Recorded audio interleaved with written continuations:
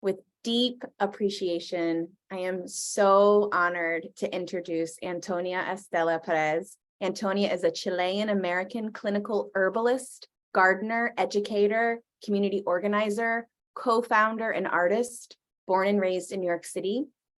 Growing up in a first-generation household existing at the intersection of land stewardship, education, and social justice, her passion for herbs and plant medicine bridges the relationship between rural and urban spaces. With over a decade of experience working and studying in the fields of plant medicine, including environmental and urban studies at Bard College, clinical herbalism at Arbor Vitae School of Traditional Herbal Medicine, and learning with herbalists and elderness throughout Mexico, Chile, Peru, Colombia, Ecuador, Brazil, and Thailand. Pérez facilitates workshops and produces events as the co-founder of New York-based collective Brujas and Urban Cora, a space centering Indigenous, Black, queer, and trans communities in the education of land connection. Pérez's work is rooted in her passion for sharing knowledge that interrupts notions of individualism and separatism from nature to grow towards collaborative and symbiotic communities. Miles and I are here to support your needs during the presentation. Our info is in the chat, so please feel free to direct message us should you need anything or need any technical assistance. Towards the end of the program and during the program, there will be an opportunity to ask questions. Antonia, take us away. So grateful. Hi, everyone. So sweet to see some familiar faces and names. I'm going to share my screen. Let's see. Okay. How did we get here? An invitation to orient ourselves to the plants and restore ancestral relationship. Oops. I know we just took a deep breath, but I want to invite us to do some more breathing and landing, acknowledging that we've all had to take space and time out of our day to be here today, and acknowledging that that's not easy, and just giving a moment to give gratitude to all the beings and people that have supported you in being here today.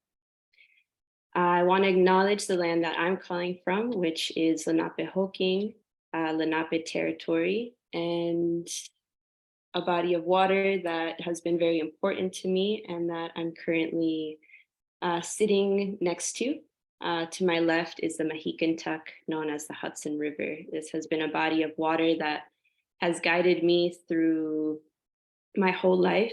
I'm actually sitting in the apartment where I grew up in Washington Heights, New York.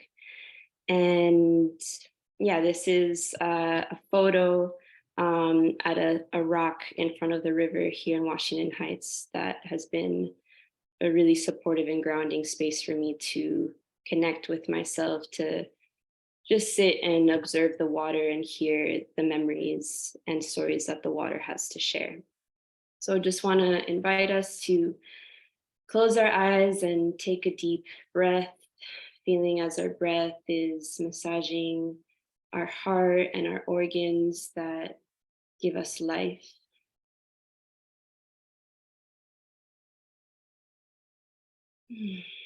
Feeling free to express any sounds that want to be released on the exhale.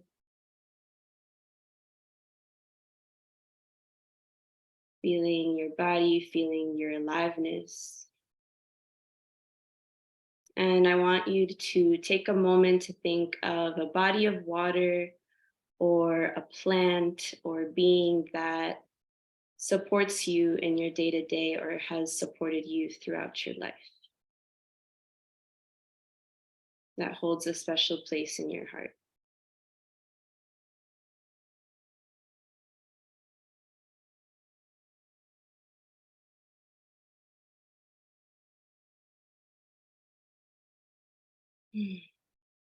Giving gratitude to that place for all that that place or plant being or bird being has taught you about yourself and about the land that you live on. Thank you so much again for being here. I'd love to invite you to share your name, your pronouns. I know some of you already shared the territory you are into the chat, but if you want to do that again, please feel free to do so. I also want to let you know that the chat is a space to ask questions. I can't guarantee that we will get to all the questions, but I want to invite folks to also answer each other's questions, acknowledging that everyone in this space is bringing a lot of wisdom and a lot of wisdom into the space and lived knowledge. So let's share with each other what we know. This is a horizontal learning space. Okay. So I wanted to start really grounding with my ancestors and family that has been really important on my journey to being here today. Although my mother, thank goodness, is not an ancestor yet, here she is on the left-hand side with my grandmother, and they're touching and looking at a plant that I believe is Queen of the Night that I came into relationship some years ago in Washington Heights, outside of my apartment building. A lot of folks in my building have houseplants, and sometimes when they move, they leave their plants behind. And one day I was just struck by this bloom of this, what looked like a cactus, and would just go and see this plant every day and until it had that single bloom. And that was something that I kept doing year after year. And then maybe if some years ago, I found this plant with my mom and my grandma, and I thought that was so cool that they had also been in relationship to this plant, but that I came to this plant years later on my own. And here in the center is my grandma Telita and my granddad Nicanor. They're on the land that my grandma grew up in the outskirts of Santiago, Chile. And this is my grandma, my dad's side, Abuelita Juani, holding eucalyptus. For me, archival photographs have been really important in learning about myself, in learning about where I come from and how I got here.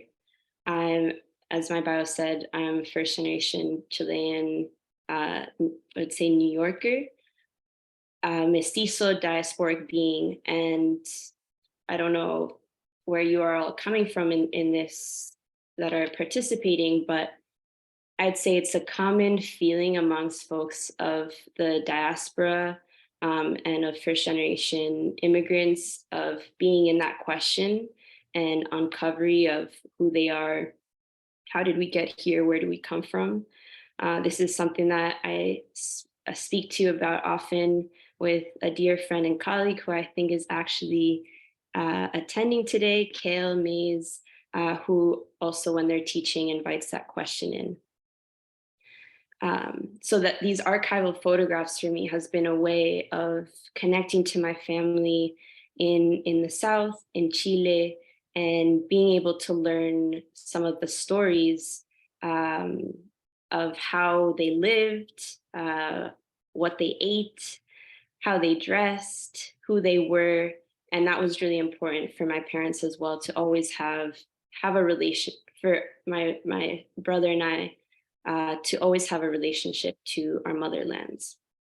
Here is my great-grandmother, Utilde Mima, my great-granddad, Bernabe Tatita, my grandma, my granddad, Nicanor. I think this might be some cousin. One of my grandma's brothers, Hernan, and one of her other brothers, youngest brother, Orlando. Again, this is, and I'm not sure who the baby is. And here in the center is a tag from my great-granddad, Tatita's plant labels. He had a farm where they grew avocados, peaches, plums, grapes, maize, tomatoes, all the plants they needed in order to survive. And I remember taking a permaculture course when I was in high school and coming to my mom and telling her about swales and food forests. And I was describing to her everything that I was learning. And she laughed and she said, yes, this is exactly what my granddad had. This is what your granddad did. And it was a really humbling moment to remember and to learn that these are tools and knowledge that are indigenous and that are much older than many of the ways that permaculture, at least at that time, was being taught, that wasn't really holding so much of a historical grounding and honoring of where that knowledge and wisdom of patterns and relationship to the land were coming from.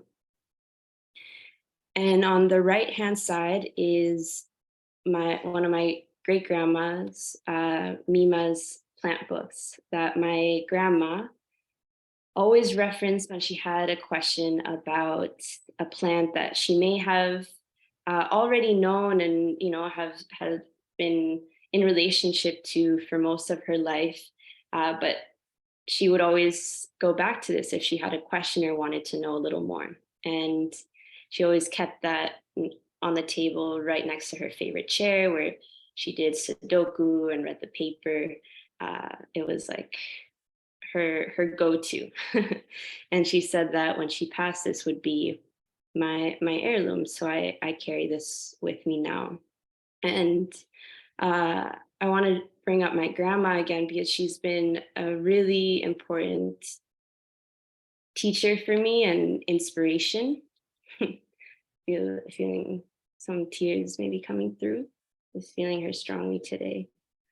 And that she yeah, let's take a moment to honor someone in our life that has been important to us, that has taught us about ourselves and to connect with the land.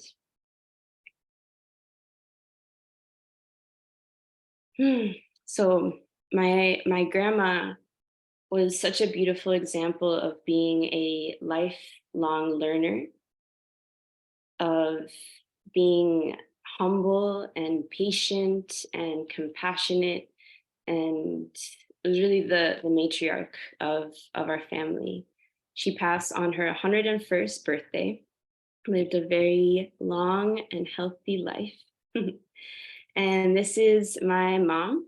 I love this photo for many reasons. I love that we're wearing the same sweater, and that we're just on the land together. There's like both this seriousness but also this joy and like peacefulness that I received from looking at this. I believe this was probably in the Northeast, given that I think that's purple loosestrife next to my mom, but I'm not exactly sure where we were. And I want to presence my mom because she taught me so much about being sensitive and observing and being curious. My mom and my dad are both math professors, and my mom in particular is focused on mathematical and educational pedagogy. So she really brought that both like mathematical lens to plants, but also as a way of teaching me about math and teaching me about the beautiful balance and perfection that perfection and as well messiness that is the earth. My parents, who also grew up in deep relationship to the land where they grew up in Chile, instilled in me the values of sensitivity and of respect to the earth, of using only what we need. Really grew up in kind of a zero waste type of household. I think that's also due to them having been immigrants and not having extra resources to be able to waste. my mom also began, I think, through her relationship to plants and coming to this new country and having been in deep relationship to the plants from her homelands, began to not necessarily recognize, as in be able to identify what plant was which when she would go on walks, but she had this intuitive recognition of beauty and of plants that were calling to her. So she would go on walks in the Poconos and harvest plants such as purple loosestrife, yellow goldenrod, hydrangeas, whatever plants may have been in bloom at that time. Whether she didn't know what they were, but something called to her. She would make these beautiful bouquets that she would then dry and we would have in our house throughout the winter. So plants have always been a part of my life, both through beauty, but also taking teas, always after dinner, chamomile, especially when I was younger, to help me calm my nerves and go to sleep.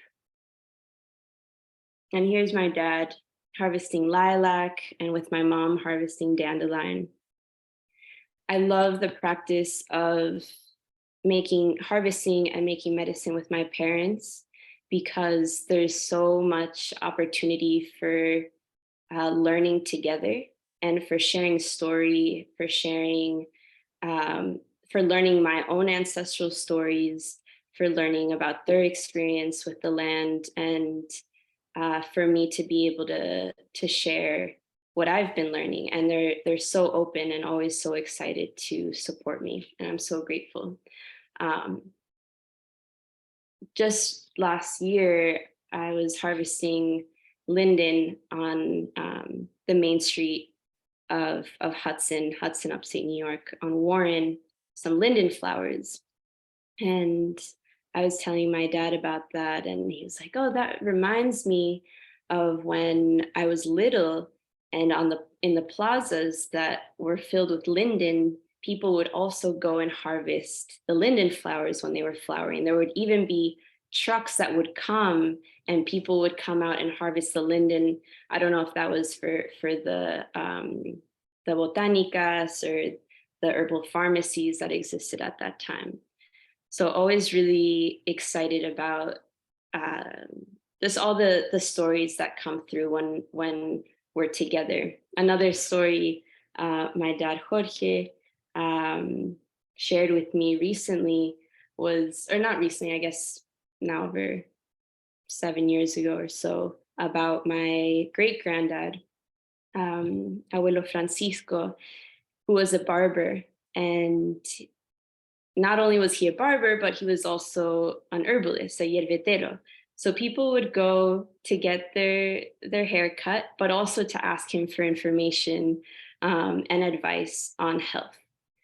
And was also into astrology and tarot. And I remember when my dad first told me this story, and I was like, "And you're just telling me this now?"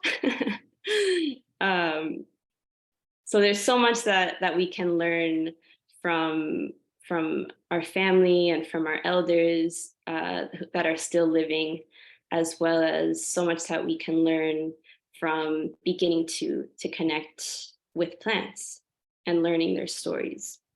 So I'm going to have a few questions throughout this presentation, and these are questions and just for you to reflect, that you can share your reflections into the chat, or just take this with you. So are there any plant stories, moments that you recall from your own life, relatives, or ancestors? And sorry about this blue little line right there. I'm not sure how that got there. Recognize. The other day, I was in the West Coast in Portland, in Multnomah, Chinook lands, and many other indigenous peoples whose territories those are. And I was in a car and I drove by a tree that I thought was a Sitka spruce or a redwood. I wasn't really sure, even though I've spent time with both of those trees. And in that moment, I realized, wow, I actually don't know them fully. I don't intuitively know them in my body. And so I started thinking about recognize, like wanting to understand the etymology of recognize, which is to know again, to get to know, known or felt, together from cognizance, conocer, to know, knowledge. And I love that part of co, being together.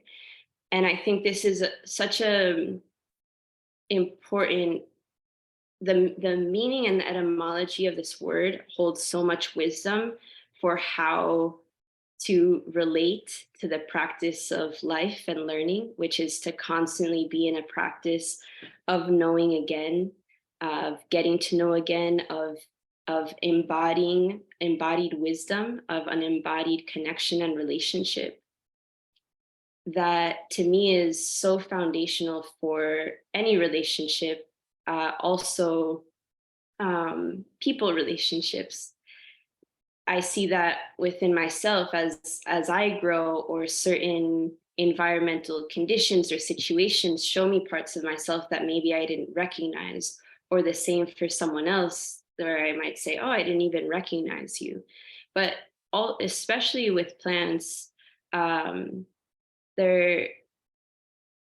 it's a constant learning practice and a constant re-meeting and re-getting to know that can take place every day that you go see a plant, but also each season that shows you different parts of themselves, that also show us different parts of ourselves.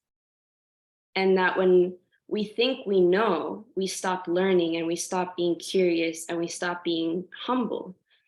Or if we get stuck on just knowing the name of a plant, but we actually haven't learned their nuances or their energies or their essence, there's a huge gap.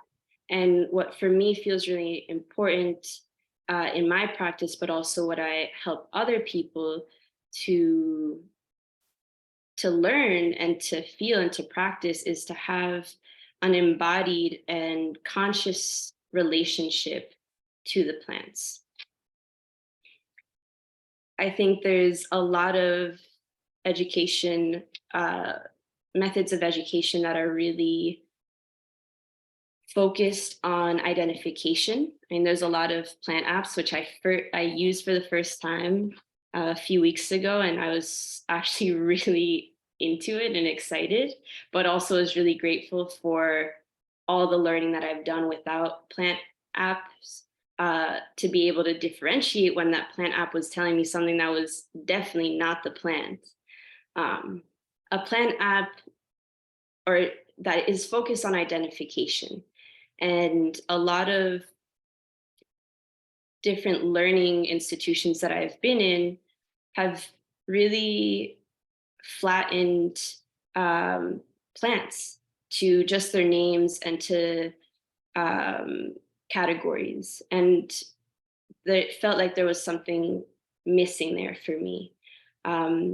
Just the complexity and the spectrum of stories that these plants hold, of migration, of people's history, that plant people relationship was missing for me.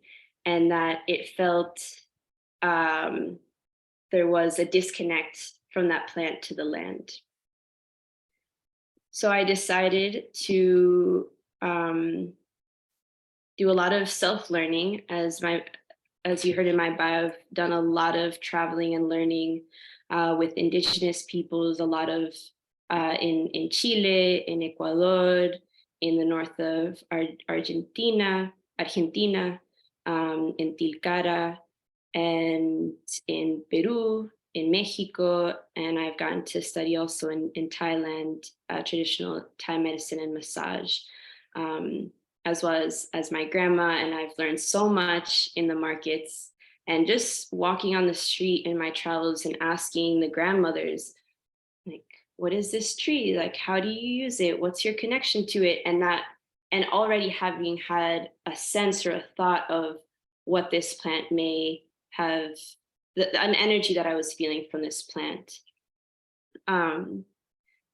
So in my own learning process, in curating my learning and in a sense piecing myself together, as I've mentioned, being this mestizo diasporic being, wanting to really understand and learn, where do I come from, how did I get here, seeing that through learning about plants, they were also teaching me about the histories of colonization, the histories of extraction and genocide on these lands, but also that common history of colonization throughout all of the Americas, and that common history that so many of us have experienced as diasporic beings, but also of US imperialism. So supporting my community and recognizing the plants while learning about themselves in urban contexts. In high school, I got really interested in making everything on my own. Toothpaste, deodorant, lip balm. I was going through this very anti-consumerist phase and wanting to be self-sufficient, wanting to not have to depend. I mean, I grew up in New York City. I grew up in a mecca of capitalism and consumerism.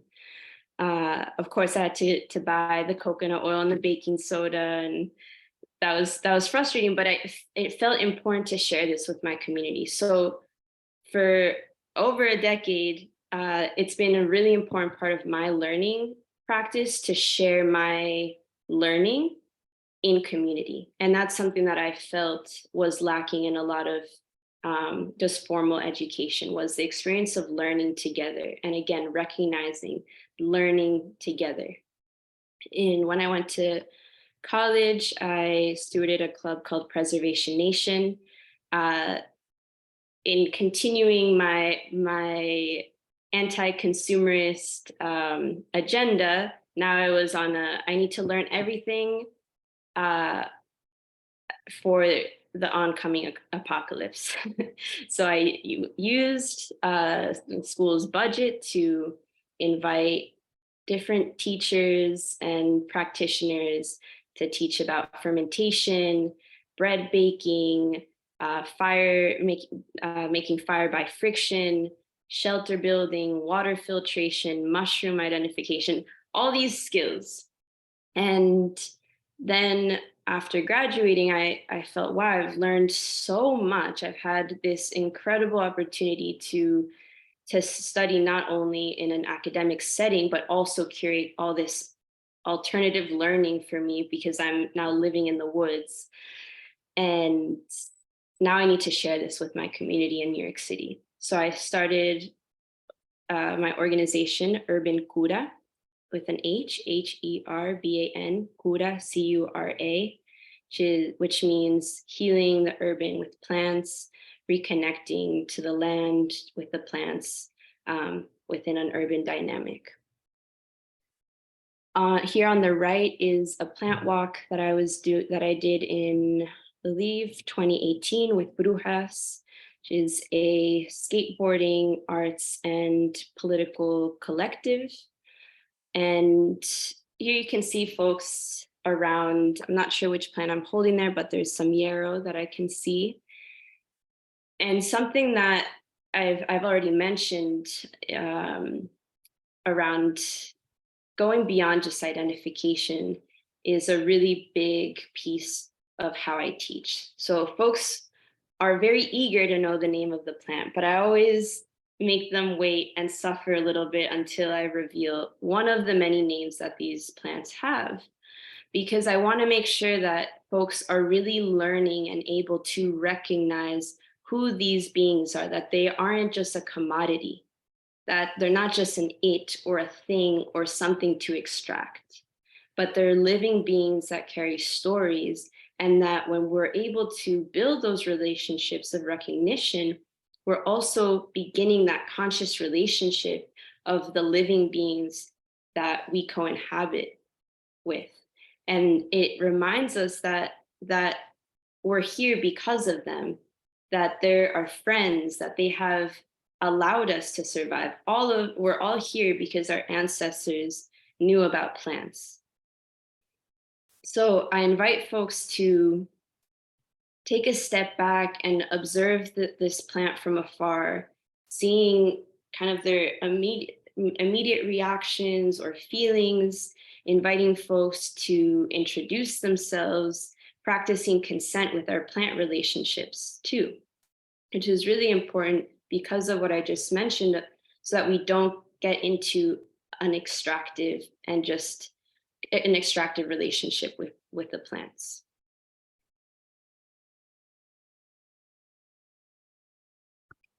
And then we take another perspective. We'll get closer to the plant, and that's something that is really supportive in recognition. Is, can I be able to see and know this plant through multiple perspectives? And here on the left is from 2019, from an herbal immersion course that I've been doing since 2015, where I invite, where folks sign up to learn about plants growing in New York City for 4 weeks. In this case, I took this group of participants upstate, and we were making an elderberry elixir under this elderberry tree. This was this past summer with the Brooklyn Museum in collaboration with artist Mona Shalabi, a data journalist and artist who was looking at the relationship between environmental justice, climate change, income, trees, and heat in Brooklyn neighborhoods. This was a fun moment because I'd never had the opportunity to have a microphone while doing a plant walk in New York City. And one of the reasons that teaching about plants in New York City feels so important for me is to remind folks that nature exists here, that we are nature, that even within these built walls, the concrete, all these buildings, this glass, everything comes from the earth. And there's been a story that even I grew up with, or part of myself grew up with, of thinking that nature didn't exist here. Luckily, I had this river to be a daily reminder that we're on land and that we're on earth, and this constant reminder of flowing water. To be like, okay, there's more to this story. This has not always been this built city. And so having these plant walks reminds us that plants don't live in capitalism. They're not capitalists. They're always finding a way to grow. Even when they're planted, they're breaking the concrete. They're this constant reminder of life within a human-built space that is death, is a constant reminder of death and distortion of what was once life. The start of these plant walks that I was doing in New York City started in Washington Heights, where I grew up, especially with immigrant communities, with Dominican folks, Black and brown folks. And at the start of these walks, I always ask, like, what is your relationship to the land? Or what is your relationship to plants? And sometimes folks will say, no, I don't really have one. I'm not connected to the plants. But then as soon as we start looking at the plants and connecting to them, so many stories, it just opens up this curtain, this like blind that was over us, to remember all these stories of how our grandmother or our aunt or our uncles or someone in our families healed us with plants. And it's such a powerful reminder and experience in an urban setting to be able to recognize these plants as a way of survival, understanding that we're living in a time of extreme food insecurity where people still don't have access to healthcare, where many immigrant communities don't trust doctors or don't have healthcare, that the ability to recognize and rely on herbal medicine is still very important, and it's what they're carrying from their homelands as well. A practice that I integrate in these plant walks sometimes is drawing. Not necessarily an exact portrait of the plant, but inviting folks to take a look at a pattern of a leaf or of the bark or of whatever is calling their attention, and to just be in deep relationship and continuously repeat that pattern as a way of being able to develop a unique and intimate relationship with that plant. And here is this group of folks with our drawings, which unfortunately you can't see, but they're really beautiful. This was in March of 2019. I can tell because the witch hazel is flowering. Maybe some of you got to see that this past month. It's so beautiful to see that yellow amidst like still dormant plant life. Another aspect for me that's really important, as I've mentioned before, is learning in community and having space for people to share their knowledge with each other. So every time I facilitate a plant walk, there's so much that I learn about myself and that I learn from others. And here, this was in also 2019, in collaboration with Olga from Smugtown Mushrooms. We organized a 4-week immersion, mushroom immersion in New York City. Here we are in Cortland. Just having so much fun looking for mushrooms.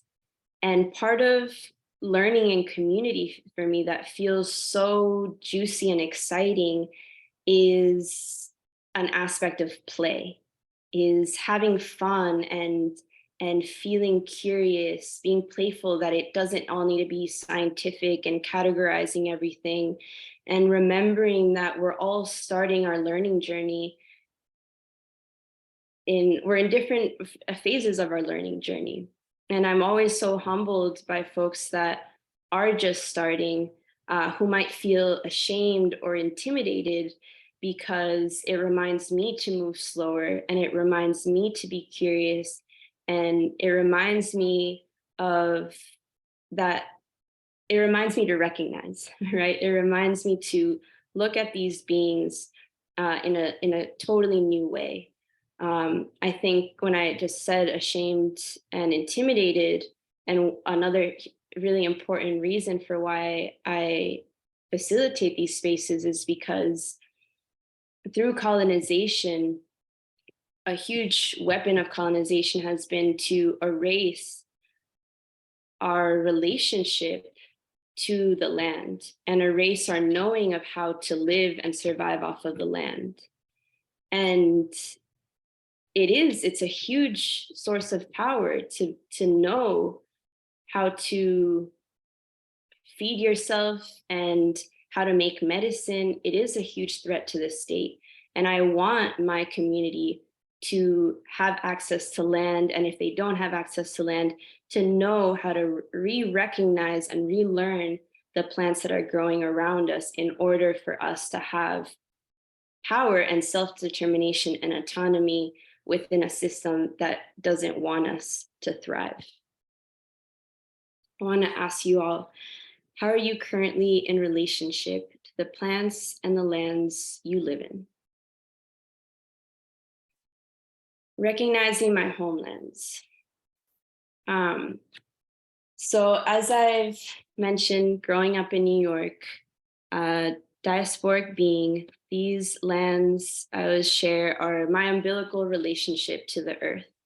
These are the lands that have taught me to see myself, that have taught me about some of world history, that have taught me to observe, that have taught me to be in this consistent question,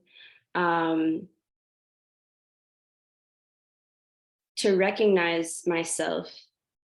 And I'm so grateful for having had the life for having the life that I have, of having been first generation and being in this consistent question, which is a bit exhausting, but is also what has inspired my work, and also what has inspired me to be in so much movement, because I'm in this constant process of piecing myself back together.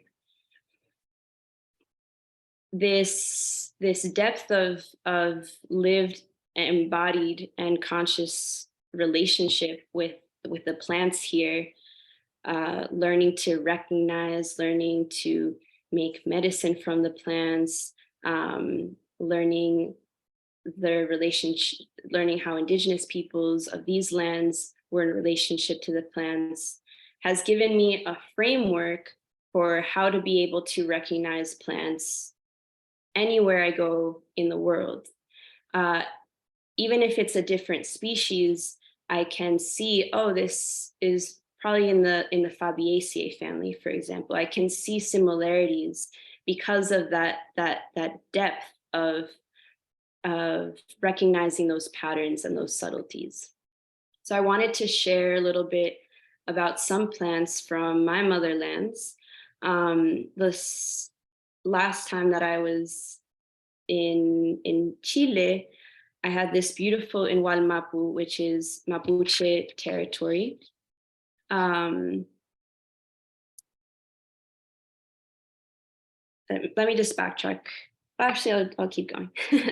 So I think this is a moment to honor Mapuche peoples, indigenous peoples of one of the indigenous peoples of Chile. There are several indigenous peoples of that territory now known as Chile, Aymara, Diaguita, Mapuche, to name some. And in Mapuche, Mapu means earth and Che means person. Many of you, I'm sure, have heard the name Che Guevara, Che, from people.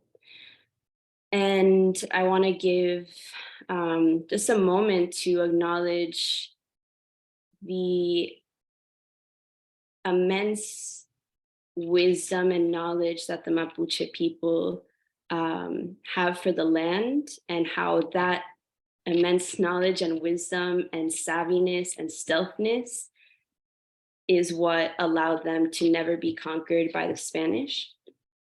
And that continues their resistance against the Chilean state.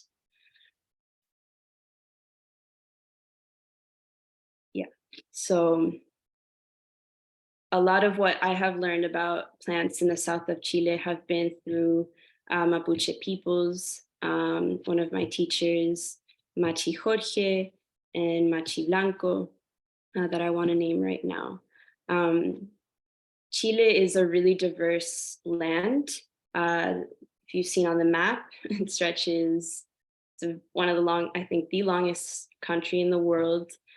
North is desert, and the south is, we're now close to Antarctica, right? So that diversity, that range gives so much diversity, climate diversity, ecological diversity. From the north, it's 15 degrees latitude. The south is, I believe, 56 degrees latitude. So huge range. And I've had the opportunity to move around from the north to the south. So I'm able to recognize and have connection to many of the plants throughout that range of land. But I'm mostly in deep relationship with plants from the Central Valley and the South that I mentioned of being Walmapu. So the Bhagwan is a really important tree, an evergreen tree. Some of you might know it as a monkey puzzle tree. During this time actually is when the fruit, the nut begins to fall. It's kind of like this huge pine nut. And this is the tree that covers, it's not on the Andes, but it would be like the Precordillera, the pre-Andes. And it's a really spectacular tree. They grow very slow. So when you see a tall tree, you know that this is an ancient being.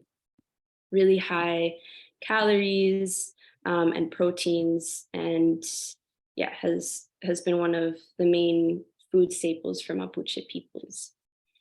Maki, a plant that I grew up hearing my parents speak about, and one of my favorite plants to eat. It reminds me a lot of harvesting elderberries, although I'm not eating raw elderberry, but they have kind of a similar quality. They both like to grow near water. And you can make a fermented drink from it. Actually, I was reading this book called Caru. It's in Spanish, El uso de los vegetales por el pueblo mapuche, the vegetable uses by the Mapuche, by Marciela Milnas Calfuala. And she mentions, or in Chronicles, that she shares how in the Mapuche, one of the ways that they would make fermented beverages, maize was a very important staple food, potatoes, quinoa, and they would make chicha from maize, from maki, from different fruits. One of the ways that they fermented was through chewing and then spitting it. So the enzymes of our saliva would help the fermentation process. And this was such a beautiful aha and connector moment for me, because last year when I was visiting friends in the Amazon with the Zapara, who are another incredible community that have been resisting oil companies attempting to extract those territories and have been able to protect their land. They make chicha from yucca, and it's called chicha mascada, where they chew the yucca and then they spit it. And that combination of chewing and the saliva makes this fermented drink, and then we drink it. And so there's this moment where I wondered, is this a common, something intuitive that our ancestors simultaneously learned, or something that was shared? The Tiwantinsuyo, the Incan Empire, went into Chile and conquered there for, I believe, 200 years or 100 years. So maybe the Chaskis, who were the runners, it was like the old school post USPS, they'd run for days to share messages with each other, to other communities, or trading goods. So maybe they brought that in, that knowledge, or the Chaskis, after running for days, they would also stay in communities. So I love imagining the ways that plants have migrated and what stories have been shared.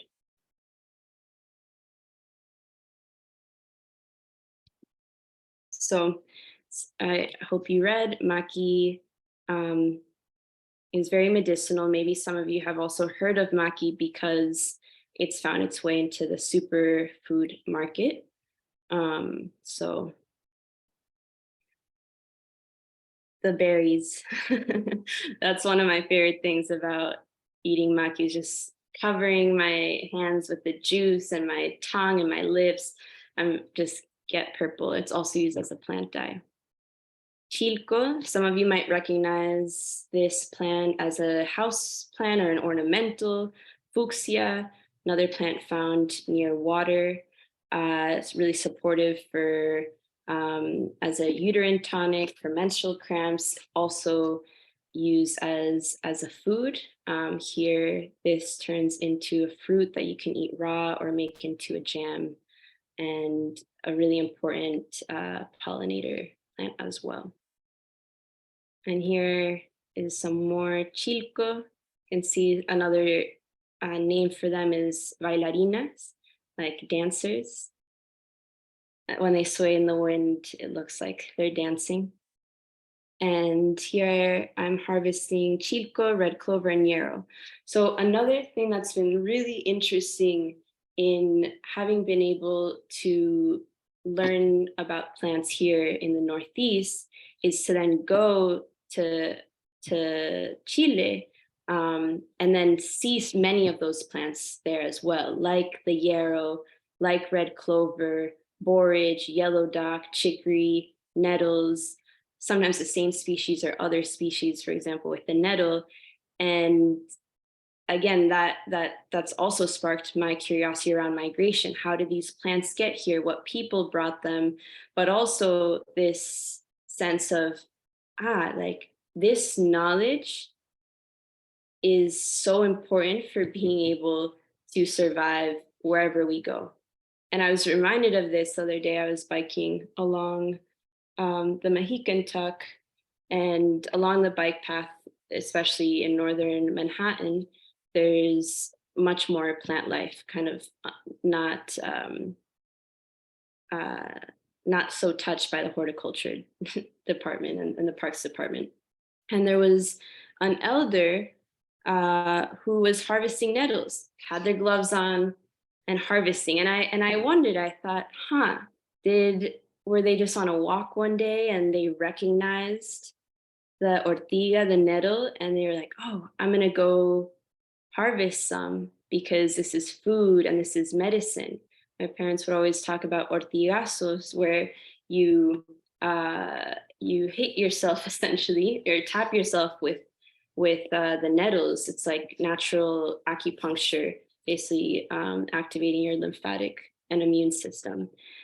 And I love seeing those moments, especially in Washington Heights, where that connection to the land is still so alive and so intuitive, and such an important aspect of survival. Of, yeah, there's food growing right here. I'm going to go eat it. This is actually way more nutritious than I'm going to find in the supermarket, because everything in the supermarket at the end of the day is curated, giving us the illusion that we have so many options. Boldo, I've actually been drinking some boldo, a plant that I grew up with. It's really aromatic. I love it because when I drink it, I feel this sense of calm, this sense of just deep peace. Something that I found with the plants in Chile, and especially from the Central Valley to the south, is that they're very aromatic.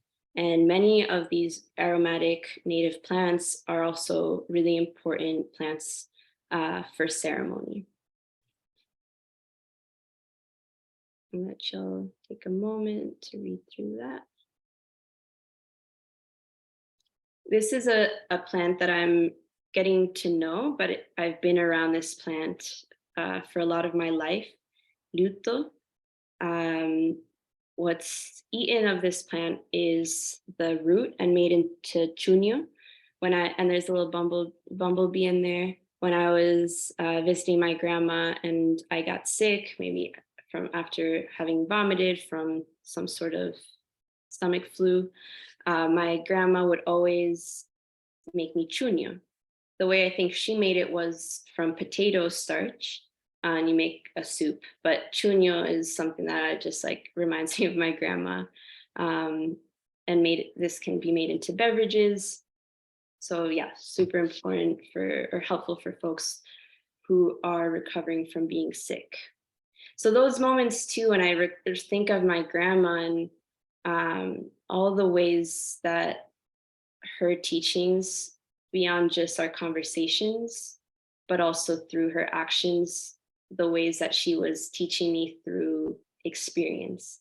And one of the things that were so important for me in my relationship with my grandma was hearing her stories of how she grew up, because that allowed me to imagine a world, a very different world from the world that we see now, and to hear her observations of how society had changed so much from when she was little, from seeing cars to seeing people in space to seeing washing machines.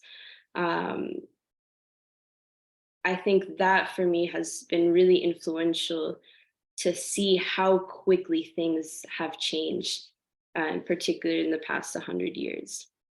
So when I mentioned this is a plant I've been around, this was one of my grandma's favorite plants, and she always had it in her home. And here she is when we were celebrating her 100th birthday, holding these flowers.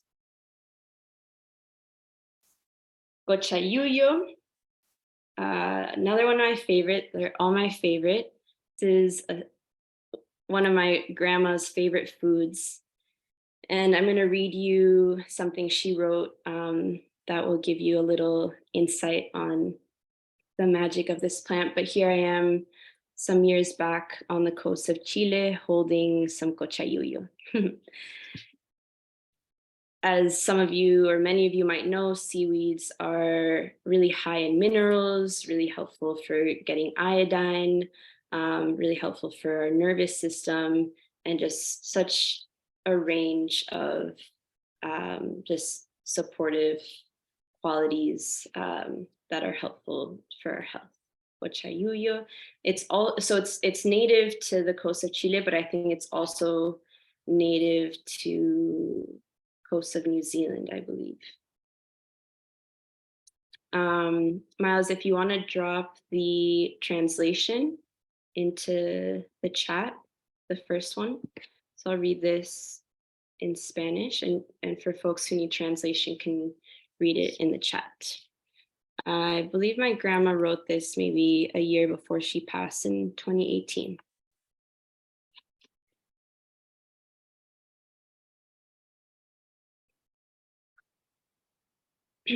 Caminar al alba a pies desnudos sobre el pasto con rocío me daba ligereza y energía.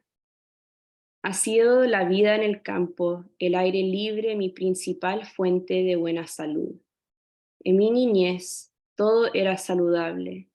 Me recuerdo cuando salíamos de excursión con tía Dorita, ella al regreso nos frotaba pétalos de cardenal en las mejillas para que mi mamá nos viera saludables y pudiésemos repetir las caminatas.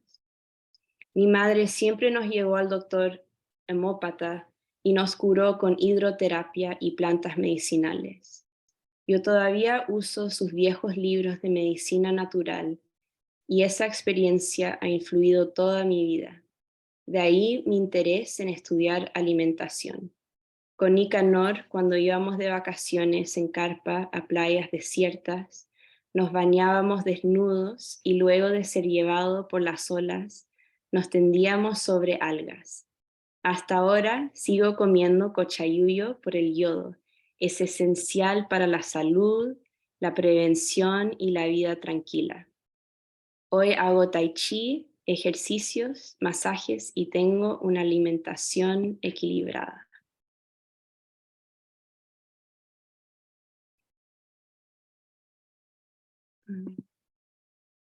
So if folks need another moment to read that. Oops. Here you can see cochayuyo being sold in bulk at the markets. Some of the ways that it's prepared, when it's fresh, you can eat it raw. Once it's dried, you soak it, can make kind of a vegan or not vegan ceviche that's really yummy, and make cochayuyo lasagna, which my grandma loved to make. It's really versatile. Nalca, as I mentioned, I was in Portland some weeks back. I actually saw this plant growing there, and I've seen this growing a lot in San Francisco in the Bay as well. But it's native to Walmapu. but again, noticing the ways that plants have moved. This, as you can see my hand, to give you a reference for how big that leaf is, it's been used as an umbrella to protect from the sun and the shade, also as a building material to make chozas, rucas, traditional shelter. The stalks can be eaten, kind of like rhubarb, and really supportive for wound healing, for hemorrhaging, used as a plant diet for vaginal steams and washes. And here I am under a nalca leaf, so you can keep seeing kind of how immense this leaf is. I think it was around during the dinosaur era, which makes sense. And here on the left, this was after a ceremony that Machi Jorge invited me to, and we're making a curanto after this ceremony. And cura, as I mentioned, part of the name urban cura, but cura in Mapudungun means stone and antu means sun. So will translate to heated, so sun rocks. So we heat the stones and then we put shellfish over it, mussels, clams that come from the coast. And then we cover them with nalcas, which are these leaves. And then we cover it with a weaving to keep the heat in and steam them. So this is a traditional form of cooking.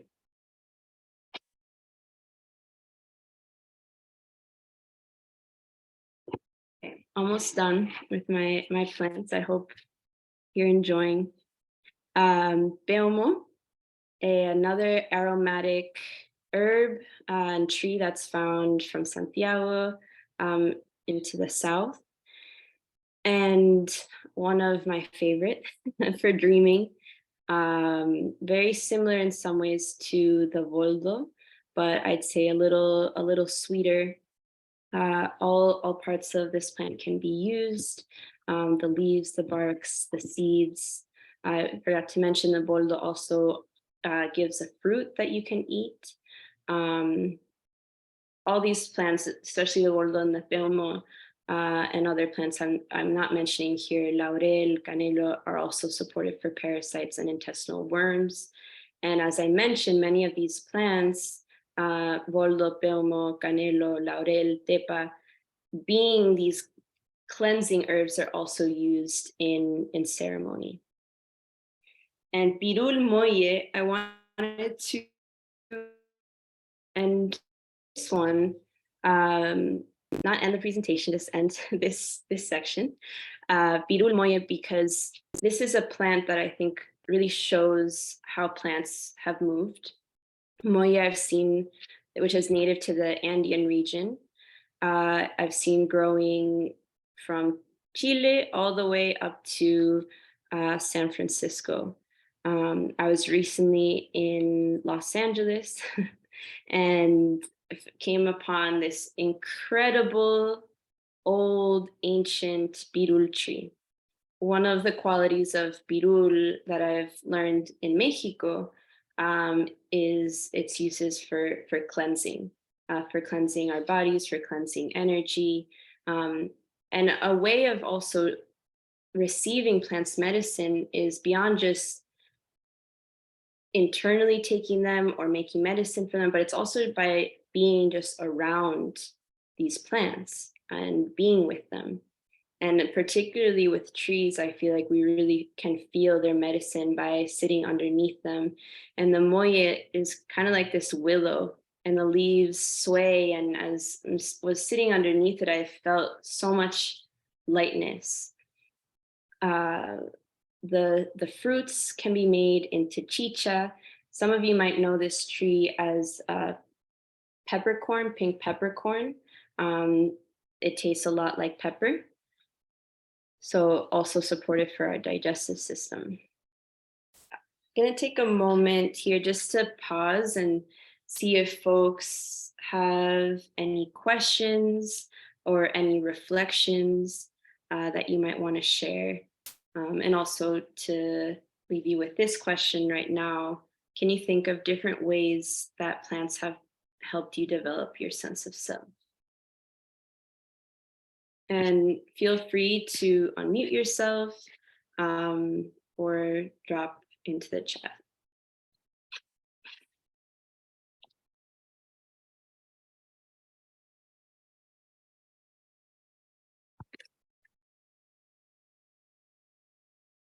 All right, no questions, but I think this might be a sweet moment to just take a 5-minute bio break and stretch and integrate all the information and sharing that has just happened. So Miles, can you let us know when that 5-minute mark?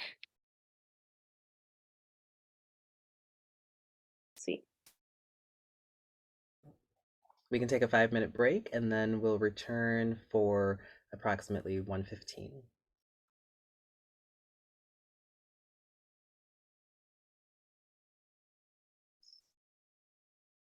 Okay.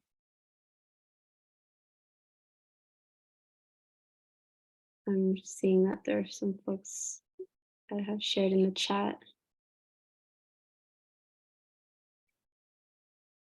I'm going to read some of these out loud.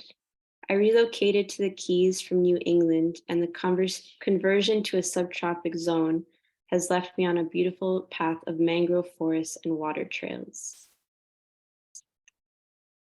Following the botany of colonization has helped me find connection and root with this land I did not grow up on, inspired by Antonia's work and teaching and the work of Maria Teresa Alves. I've taken many of Antonia's classes, also as a diasporic being growing up without elders to remind me of where I come from or what I was severed from or what knowledge was passed down to me. It has been beautiful and taken me out of a feeling of being lost or isolated to be reminded that the plants are my elders and that being in communication with them is being connected with myself. That relationship has given me a newfound perspective for what caring for myself and my surrounding means.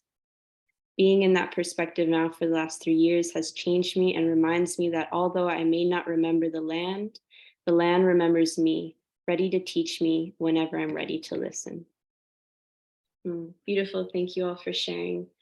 That last comment reminds me of something I wanted to share in this previous section about the plants, is how now when I walk in my motherlands, I feel this deep sense of recognition that I can recognize these plants, but I also feel them recognizing me. And this didn't just happen from in just one deep study year. This has been over the course of my life, being around these plants, maybe walking by them, not being in conscious recognition, but through especially my older brother, Jorge, who's actually done really important work around ecology in Chile and helped write this book, Productos del Bosque del Sur de Chile, Uso y Recolección. He has taken me on a lot of adventures to learn about plants in Chiloé. And all those experiences have really had a deep impression in my being, that are embedded in my being. So but that accumulation of experiences, I feel really unlocked something for me this last time I was there, where it was like, oh my goodness, I can walk through these forests and know, like I see my friends, kind of that similar feeling that I have when I walk in the forest in the Northeast, where I know not all the plants, but many of them, and I feel at home. I feel that I'm there with my friends. Part of my interest in learning about the plants for my motherlands is learning about the plants that my ancestors were in relationship to, in order for me to feel a deeper connection to my ancestors, and to also be able to honor and learn about the history of colonization that happened in what is called Chile now, that also has a very similar story of colonization to the Northeast and to what we call the United States. Reconnecting to land and our memory. One of the ways that I've been reconnecting to land and memory is through planting gardens. I've started many gardens, many gardens that I am no longer stewarding, but that are now full food forests, like the community garden at Bard College, which I saw some years, like 2 years ago, and planted this baby peach, and now it's a full peach producing all these beautiful peaches and elderberries, and there were these sea berries that are now no longer there, but I remember planting them and wondering, wow, it's going to be so long until these are fruiting. I'm no longer going to be here. But seeing them and seeing that this garden was being taken care of with a similar intention, it reminded me of the power of seeding and of prayer and of creating spaces where those intentions and visions are clear, that they have a long arch of time, whether I'm physically there stewarding them, that those spaces are not. This is in a garden that I was on a garden on a farm where I was living and stewarding last summer with a group of immigrant women, part of the Columbia County Sanctuary movement. And one of the reasons I really love working with immigrant folks is the amount of living, embodied, just very fresh knowledge of the plants, and how important it is for them to remember and honor that and see the importance of that, have that be reflected back, for them to see how that knowledge is worthy, that it's not something that they need to forget about in order to assimilate into living in the United States, which I think happens often in the process of assimilation. We forget our languages, we forget where we come from, and that's part of the colonial project, is assimilating us into how the state wants us to be and view ourselves, void of relationship, lost. So in this workshop that we did, again, like, we came together, asked them what their relationship to plants was, and they said, I don't have any relationship to the plants. And then we started talking, smelling things, and all of a sudden everyone was just talking over each other, being like, oh, ruda for postpartum, epazote also for menstrual cramps and postpartum support. By the end of the 2 or 3 hours that we were together, we could have written a whole encyclopedia of of the collective knowledge we held. And there was so much joy in their being, in their expression, to be with the plants and to be with many plants that they recognized from their homelands, like the epazote, hierbabuena, mint, lemon balm, melissa, otoronjil, salvia, cempasúchil. And working with youth has also been really important for me, because they are the future and they're here right now. And so much of this knowledge is being lost, that we need to make sure that they know that they are excited about learning about the plants, that they're excited as they're in their own journey of self-identity, and which is especially right now with social media, is creating such a crisis of identity for youth, to remember that they can turn to the plants for recognition, for support, for reflection, for their nervous system, for beauty, for feeling good, and for feeling cute, and for feeling nice. There was this, it's such a beautiful moment when we were making this medicine, a collective medicine, where we thought about what does their community need? What do they need? And what did they feel their community needs? They all said they needed support with, they needed digestive support, and also support for stress. So we made this digestive stress support glycerite, so that it could also be received for folks that can't take in alcohol. And the youth were saying, wow, this feels so magical. Like, this feels like sacred and important. And those are the precious moments for me that really give me so much life and excitement, and remind me that I'm on the path of being a conduit and a connector between plants and people, and that I'm doing the work that my ancestors have always been doing, which is being in relationship to the plants, and reminding folks that that's also their story too. There's another story that I want to mention from this day. There was a woman that was new to the group, and at the end of our time together, she said, "This is the first time in 15 years that I have felt at home."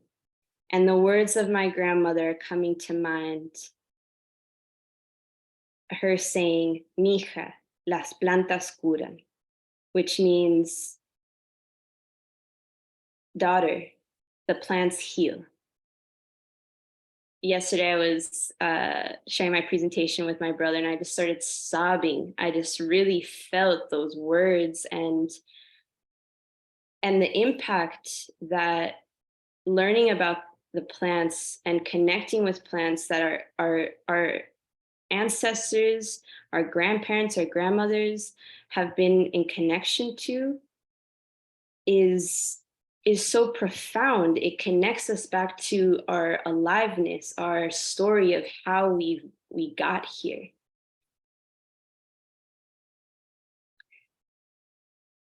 Fun and play, something I mentioned before, so important in learning about anything. Even though my parents are math professors, I was never into math because it wasn't fun. So I try to make these moments of learning really fun, and we play games, and being with the youth teaches me a lot about pop culture, which I feel kind of like a Luddite with technology and all things in the whatever pop world. So they teach me a lot about new slang, and also they teach me about moving slow, because like I mentioned earlier, it can be intimidating, or it can feel so far away from their day-to-day realities. And every single time, there hasn't been one moment where there isn't a shift in energy from the beginning, where there's this like distance and a little bit of fear, or just like, this is weird, I don't want to do this. And then the end, they're smelling the herbs, they're putting herbs in their hair, they're like, can I take this home? Wow, this smells so good. So we use all of our senses, right, of smell, touch, and taste when we can eat the plant. I always remind them that, or anybody, if you don't know the plant 1,000%, don't eat it. Which is another really important part of recognition. You should be intimately connected with that plant so that you can recognize it in all of its variations. Plants have a lot of trickster energy. They change a lot depending on where it is that they're growing. This was with the Northeast Community Center in Millerton in collaboration with Sky High and Forage, Sky High Farm and Forage in Hudson, New York. And here, this is the garden that I was tending to with youth from Kite's Nest, social justice youth organization. And I had them play this memory scavenger hunt game where I placed several herbs in a certain order and had them work in a group to memorize all the plants that I had laid out. And then then I covered it. They had about 5 minutes. Sometimes I gave a little more time to memorize, covered it, and they had to go and find each of those plants and arrange them in the exact same way.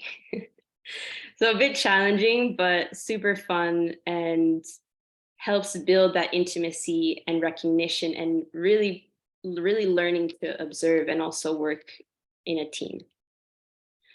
Another mushroom walk that we did last summer with Olga from Smugtown Mushrooms at Art Mai. Another one of the really important things about holding space to learn in community is and to recognize and to build relationships with these plants is to learn how to be respectful with these living beings, to not over harvest. Although I'm looking at this picture, I'm like, wow, those are a lot of mushrooms that we harvested. But the mycelium is underneath. This is just the fruiting body, or not just, this is the fruiting body. But is to teach the folks that come to our workshops about learning how to be stewards, learning how to harvest in a way that is respectful, learning to be in conscious relationship. Because I've seen in the past especially in the past 5 years, how plants, and especially sacred plant medicines, have been commodified that are leading to them being endangered. And just because we're in relationship to the plants doesn't mean we're in a conscious relationship with them, doesn't mean that we've had a critical, we really educated ourselves and are critical of the relationship between capitalism and plants, and all the ways that plants have been commodified and used and weaponized and used as tools for colonization, for the transatlantic slave trade, and the way that the commodification of plants has really shaped our entire globe and global economies to this day. The way that plants continue to be extracted and continue to be commodified, along with the people that are growing them and packaging them. So it's very important that when we come into this study and this curiosity, that we are humble and that we are being very slow and critical with the ways that we are coming into relationship, so that we don't replicate the same systems of extraction that we're trying to shift, or that are harming us, that are putting in jeopardy these ecological systems, which is one of the reasons that I have planted so many gardens, or that desire to plant, is because, one, I love it and I learn so much from plants when I grow them, or when I seed them and they grow themselves and I care for them. But I also see the ways I'm creating a little haven for pollinators, and not just for my own needs and consumption in my communities, but for all the other beings that I don't even see. So I'd love to invite y'all to envision opportunities to connect with the land, with community, in ways that feel playful and exciting. That brings me to restoring relationship to commodified plants. Here is an altar of many plants that were commodified and made into cash crops, like coffee, tobacco, maize, corn, ganja, achote, cacao, tea, coca, many more, cotton. There's also sugarcane here, bananas.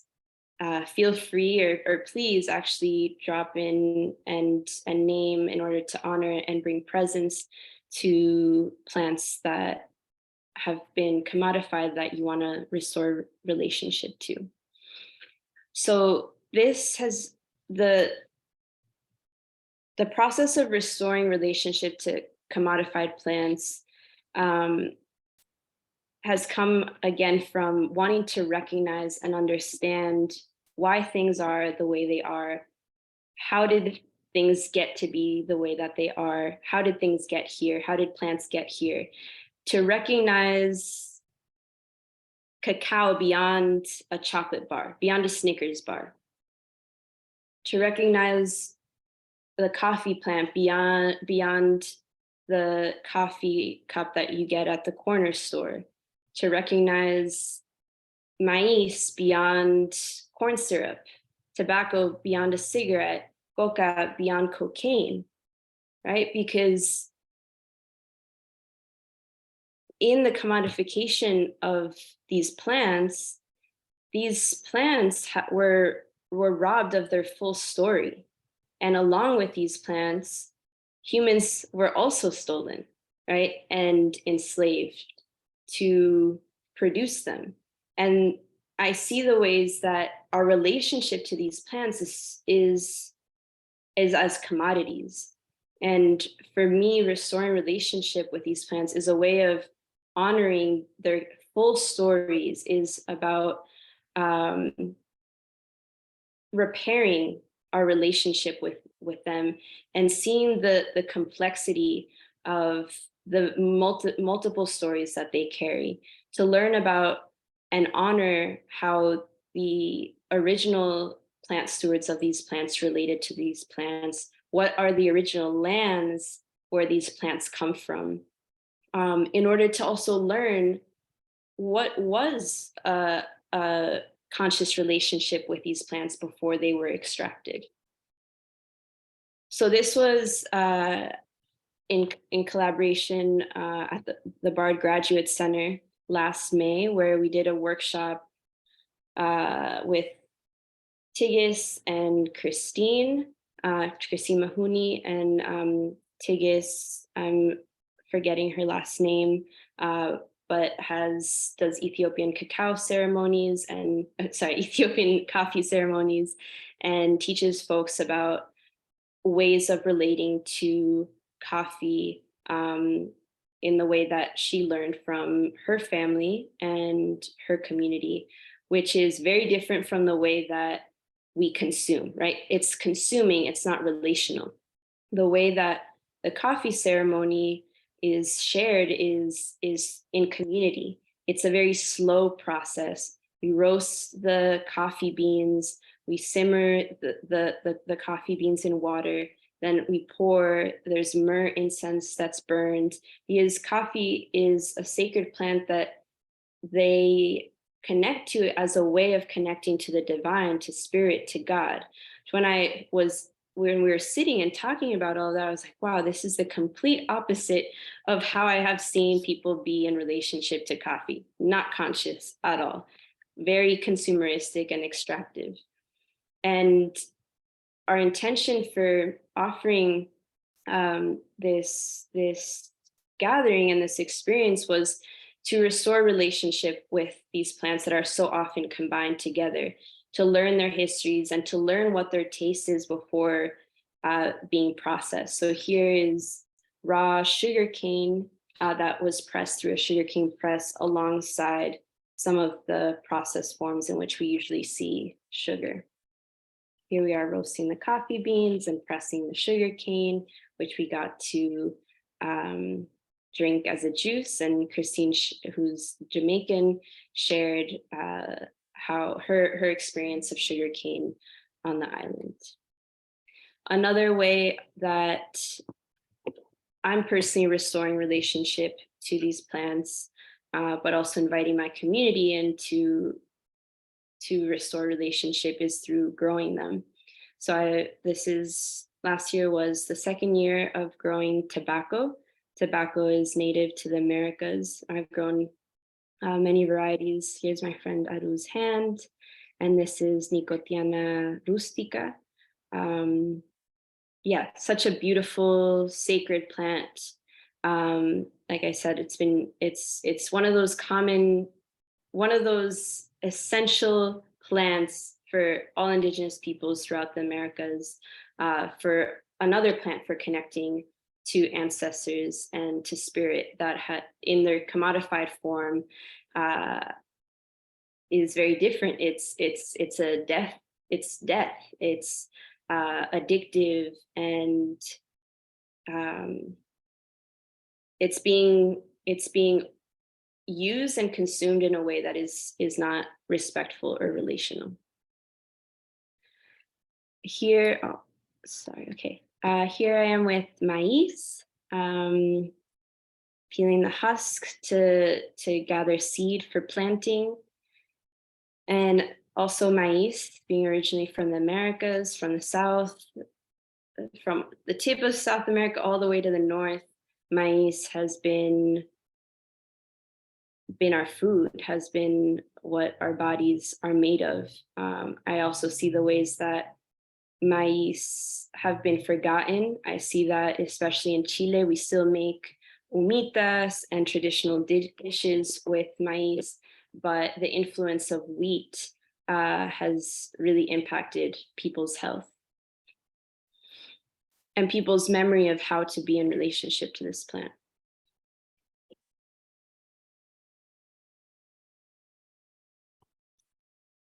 This photo is in Ecuador, near the Imbabura volcano, and I'm harvesting, this is fresh maize that we harvested, and in order to prepare humitas. The humitas are like a soft tamal, and really delicious if you ever get a chance to try one.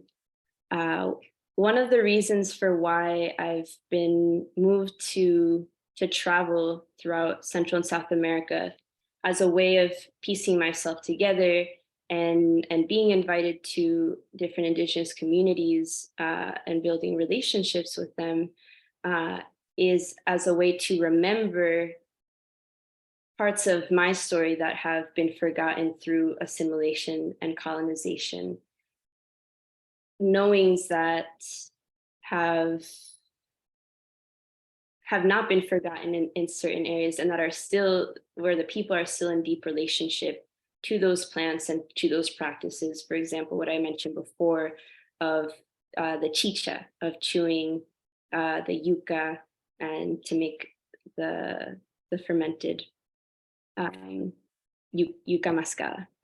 Here's cotton that Tigist shared with me, Ethiopian cotton. Cotton, another plant that we're in relationship to every day, wearing it, that has such a tumultuous and heart-aching history. So it felt important to plant these seeds that I was gifted. And my friend Migdela, who's Ethiopian, came to visit right in the moment when it was time to transplant these 4 plants. So it was really beautiful to have her hands be able to plant this plant from her homelands. And ganja, another plant we are all familiar with. I personally don't, this plant for me is very sacred, and I pray with them every so often. I think they're really, really powerful, and I have a lot of respect for them. And one day I was praying with them, and I found some seeds, and I thought, oh, I'm going to plant this, and out came these plants. So it's also fun. It's planting seeds are a way of coming back into the relationship with the life cycle. I wanted to ask you all, what are ways that you want to begin restoring your relationship with commodified plants? Plants to the people. Plants to the People is our most recent project with Urban Cura. Plants to the People is an initiative to further connect folks in the city, but beyond the city within indoor spaces, but predominantly out in public spaces to connect with the plants. We harvest plants that we have grown or that other farms have in abundance, and we give out these bundles for free. We'll occupy a plaza this last summer in Washington Heights on 157th and Broadway and give out plants to the people for free. And this has been such a beautiful, potent, inspiring, grounding experience of recognition of seeing how drawn people have been to the plants. People that had just gotten out of the subway and smelled such strong aroma and were just followed the smell and came to where the plants were. Where folks that were just walking by, walked by and then turned around and were like, oh, is that purslane? Is that verdolaga? And then started sharing recipes with us of how they've used verdolaga or epazote or melissa, and seeing the ways that even if folks didn't know what plants they were, they recognized and were drawn to, oh, plants, this is a part of me. And how important that is in an urban setting that is designed for us to move in a certain way, to go from point A to point B, where we forget who we are, to pause for a moment and to soften through smelling the plants, through getting to touch a plant or taste a plant, and to again have our memories and our hearts, or have our minds or hearts reach to memories that bring us to a sense of home.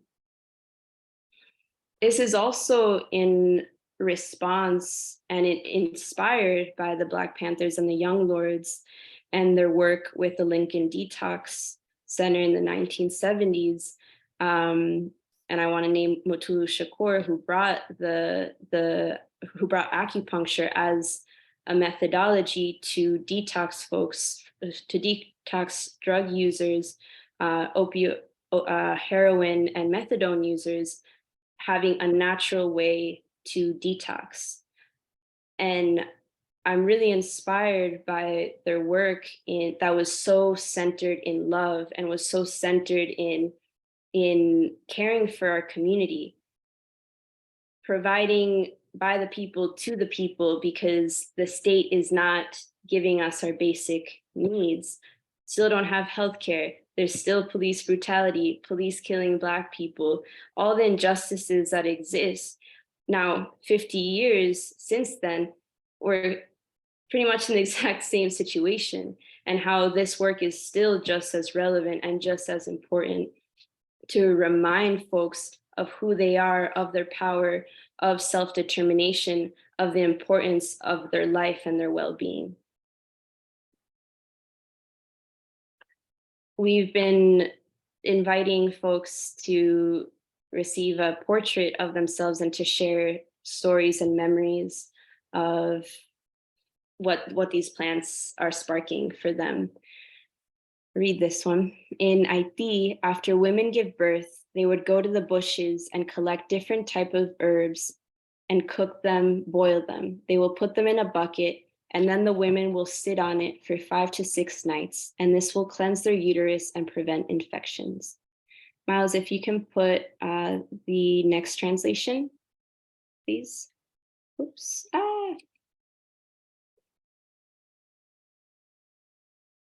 Mis memorias son de mi abuelita. Recuerdo que me mandaba al patio a buscar hojas cuando a uno le dolía la barriga o para cualquier otro problema. Todo se sanaba con plantas de la tierra.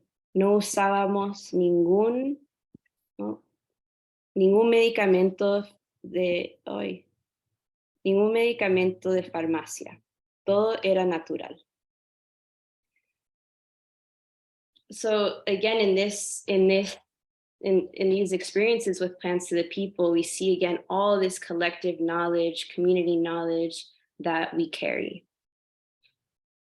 Here's our friend Kyla Paulino offering Nada Acupuncture, which is the National Acupuncture Detoxification Association, which is the acupuncture detox protocol that's not only supports folks, drug users to detoxify, but also supports with trauma and overall relaxation.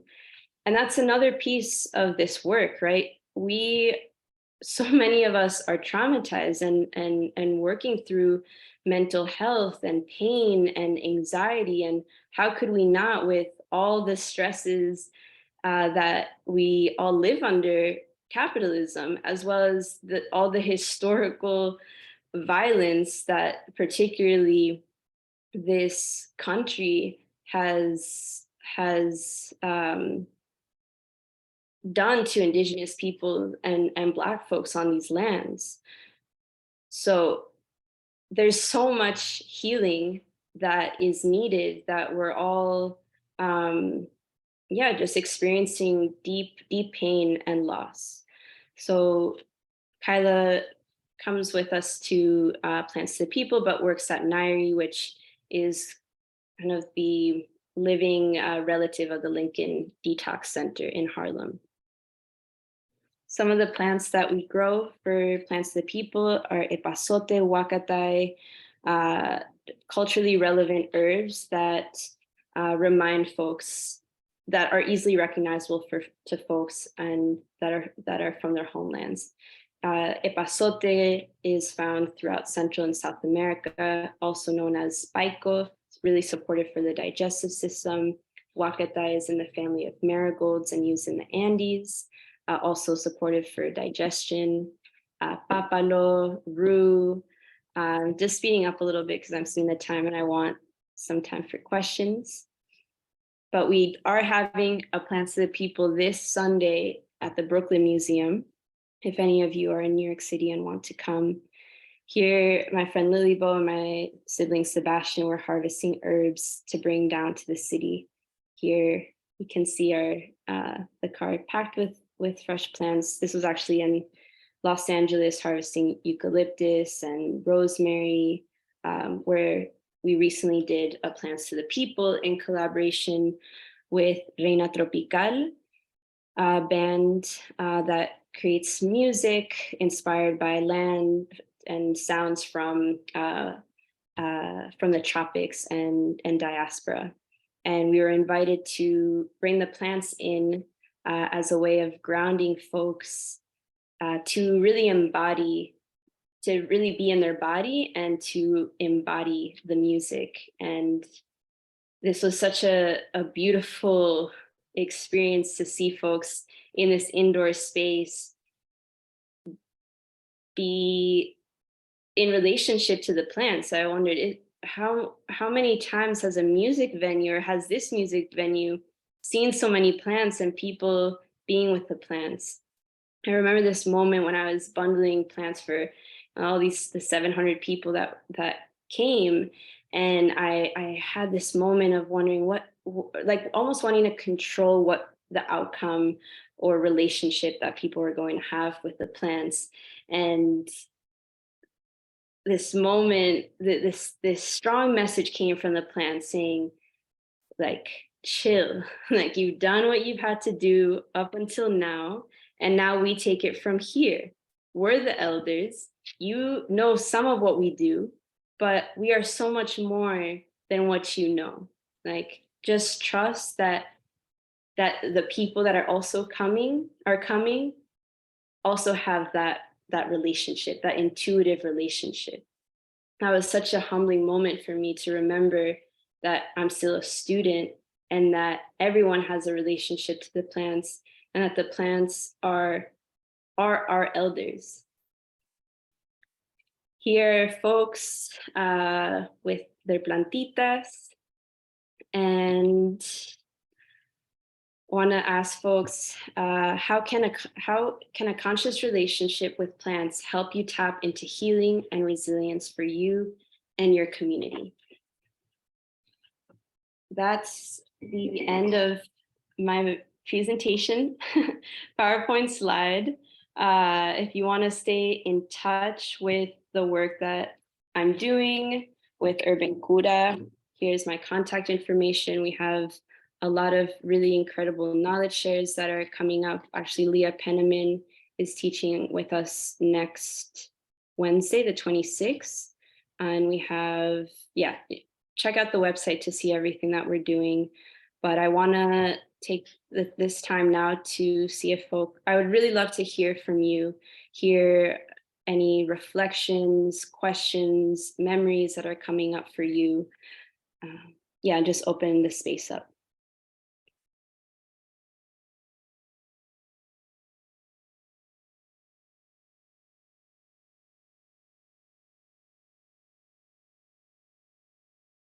Maybe I'm going to stop my share.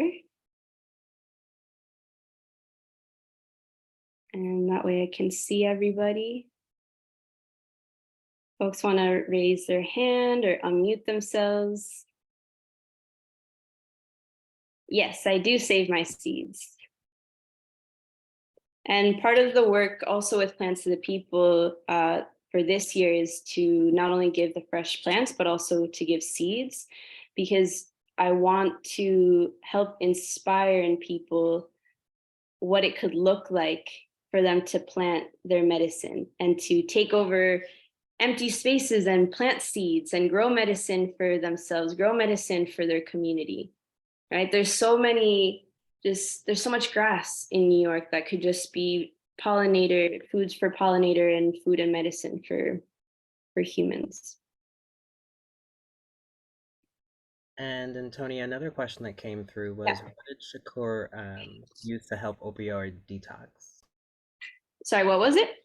Yep, it was, what did Shakur use to help opioid? Mutulu Shakur acupuncture. Yeah.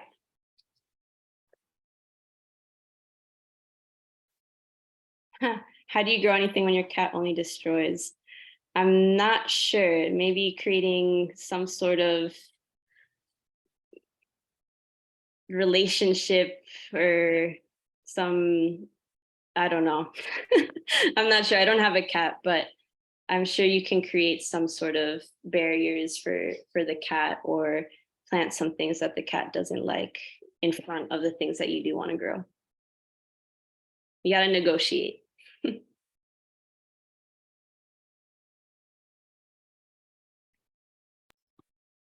And feel free to raise your hand if you'd like to speak into the space also, and we'd be happy to unmute you.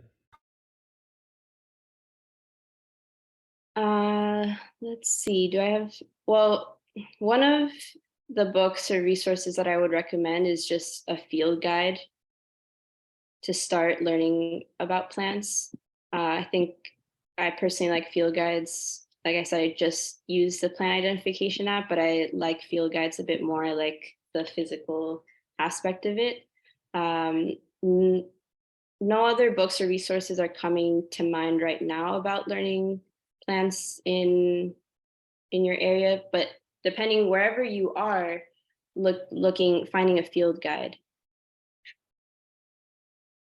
And I want to actually, I guess, conclude with my presentation, say the point of all this, what I shared and sharing my story, is to inspire you to ask those questions, and for you to ask the questions, how did I get here? Where do I come from?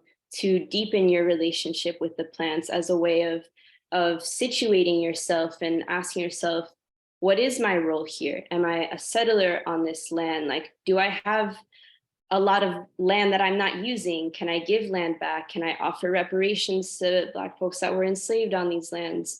Really orienting yourself to your responsibility and your role here, and learning to become part of it in a responsible way. What are your best practices for traveling for prayer and medicine while honoring the peoples and the territories that you're moving through?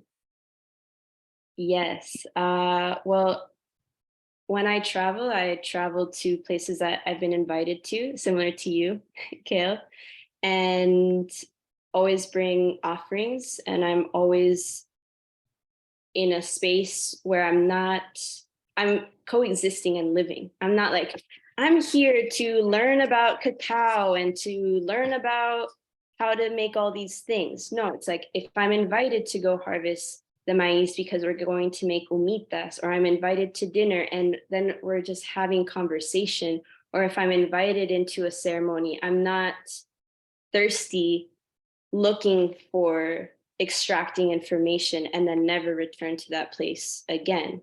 And sometimes it's hard to return to that place, but I'm still in relationship either through messaging or seeing other ways that I can support my relatives in those places. And when I say relatives, not just blood relatives, like relatives that I've formed relationship to, and that we've been in exchange, and not a monetary exchange necessarily, like an exchange of co-creating and co-thinking and sharing, where I've gotten to share and they share, and we're like just become friends, like maybe someone I met at the market, like one of my teachers, Senor Isabella, she was just making cacao at the market, and I was like, I love cacao, like, and then invited me to her home and taught me how to, I helped her toast and peel so much cacao for days. So that's how I'm in relationship. I help. I do what they tell me to do. I give my labor.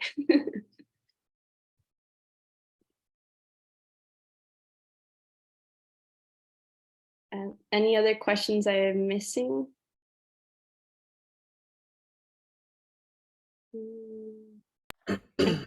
Oh yeah, go ahead. Yep, I do see just one last one. What are your best practices for traveling for prayer and medicine while honoring the people and the territories? Oh, that's the one I just Okay. answered. We're all set. Yeah, all good.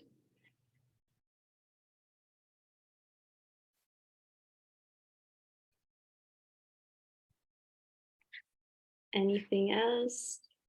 Any I'd love to hear at least like 3 reflections that folks are leaving with. And I know it's hard to like articulate that after you just heard a lot. But just anything that you just one thing that you're going to that's staying with you that you want to keep reflecting on. Listen to our plant ancestors.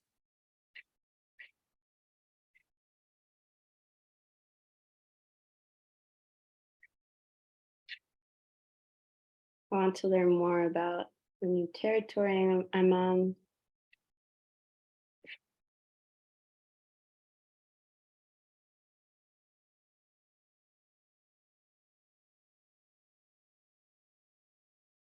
Be in relationship with plants, not just an extractive relationship. Continue to add native plants.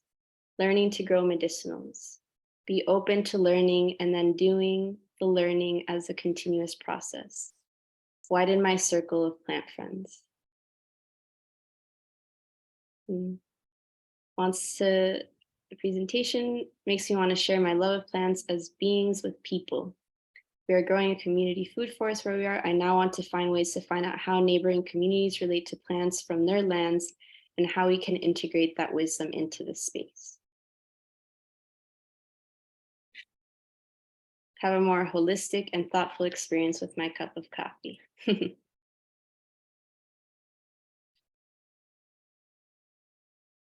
Beautiful. Thank you so much to everyone who shared. I believe that there's a feedback form that will get sent out. So if there are any thoughts you want to share, or if you want to send any personal notes, feel free to email me. I'd love to stay connected, and I'd love to see you at our Urban Cura online knowledge shares.